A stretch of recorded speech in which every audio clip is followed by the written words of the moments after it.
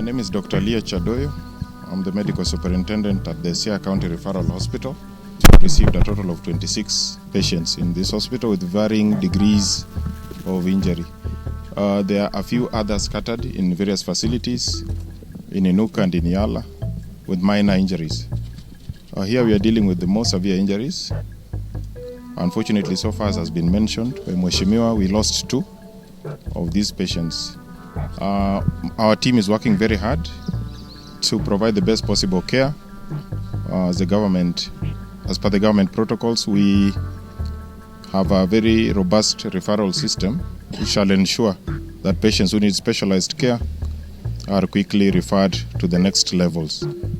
Our appeal is for well-wishers and others to step in wherever they can, wherever appeals are made, to support the care for these patients. And other than that, we are grateful. We are grateful for your visit today, Mheshimiwa, for keeping the spirits of our people up as they battle with this condition. There's just one who tested positive for COVID. So, as you know very well, we are in the middle of, we are towards the tail end of the 3rd wave of this COVID surge in the country. And that one has been referred to our isolation unit. So they're being managed for burns and COVID at the same time. But they are stable. As far as COVID, they are stable. The burns are the more urgent issue. In terms of percentage burns, varying degrees, we may not want to share much, but quite a number of them have more than 50% burns, which is not good, which is a challenge to the prognosis. But we want to keep their hopes up, and we want to give them a fighting chance. I believe, trust in God, that we'll get majority of them out of the difficult moment. We have seen a lady who is pregnant in a very difficult moment. I hope that the hospital will be able to help in saving both the life of the mother and the life of the child. We are in discussion with the national government, the discussion the district commissioner sub-county, Yala, and the government is going to give those families that have gone through the tragedy at least 50,000 each in the meantime. So I thank the national government for what they have done. But I'm appealing to the Minister for Health that there's much he can do and help us, both as a hospital and as the people of Game, because we are the one who have bore the brunt of the tragedy. Equally, I'm appealing to petroleum companies. It could be a mistake, but with their CSR, they can be able to come forward so that the conditions of those suffering we can be able to ameliorate and ensure that they can survive this tragedy. And I think what behoves all of us is to create an awareness of issues related with petroleum products. And it's important that we tell our loved ones how it's very risky. I also appeal, like I did yesterday, to the President to come out and help his citizens. These are his citizens, the Game constituents who are suffering. I talked to Baba yesterday, and he said you'll have one-on-one so that our people can be assisted. We have the issue of identification of bodies. The government has moved swiftly fast so that we get pathology so that the bodies, the bones that remains, we can be able to identify. We have 13 bodies. Dr. Alicia has just mentioned 2 passed on here, so we have 15. The 2 + 1 in Yala can be identified, but the rest cannot be identified. So it will have to be done by a pathologist so that this issue is resolved. I appeal for a lot of patience for the families who have gone through this tragedy and to wait on us as deliberations are being done. Tomorrow I've called for a meeting with the families in Mutumbu in the afternoon for those who bore the brunt of this tragedy, so that I can see in my own personal capacity in what way I can assist. And they'll also be taken through the process of what the government would do. I thank Red Cross for their response yesterday. They are still outside. They are profiling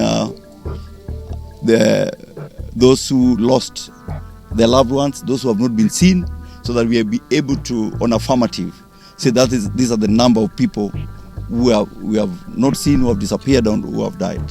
We have witnessed horrible scenes in the hospital wards. More than the 20 or so patients who are here have more than 50% burns, some of them very deep burns.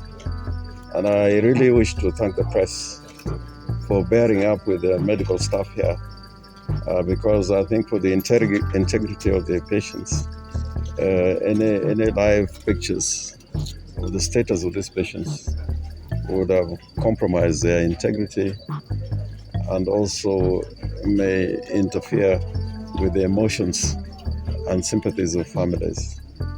But I must say, I've seen many tragedies, deaths, and horrible scenes. This one goes beyond comparison, and the sheer spirit of the human will to fight and survive is being exemplified by the many patients we have seen here. I wish to commend the medical personnel here who are dedicated to saving the lives of this, our mothers, our brothers, our fathers, and daughters from Sierra. It had no discrimination. We have even one lady who is expecting, and also I think one or two who have tested positive to COVID-19. So the medical personnel here are dealing with a very complicated circumstances. And I hope and wish that the national government can make some interventions, because there's a lack of capacity, although the medical personnel here are doing as much as they could. But I think at some level they may require additional interventions. Some may even require evacuation to better facilities. I'm not saying better because they're not doing the best that they could here, but those interventions are going to be extremely necessary. We have, with the cooperation of the doctor in charge and the sisters who have shown us around, going to profile the patients that we have here so that we can identify and know them, and together with my colleague Mheshimiwa Elisha Odhiambo, look for other assistance that we may be able to generate. But absolutely, families are suffering. The patients here are suffering. The people they have left back home are suffering. But I wish to appeal to our community that this is not the first time that it has happened. Along the same road, 5 kilometers away from this incident, near Sidindi, there was a similar occurrence some years ago where nearly 80 people lost their lives. And again, in the same locality, this has happened. So I'm appealing to our people to please keep away from some of these vehicles which carry petroleum products, others which may not be petroleum products. They may be toxic and not good for the health and well-being of our citizens.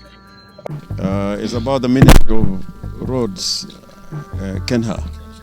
Yeah, I mean, there are not enough signage on our roads, and where there are bumps, a lot of them are not marked, and we also need some rumble bumps, small rumble strips as we approach a bump, so that vehicles can be able to slow down.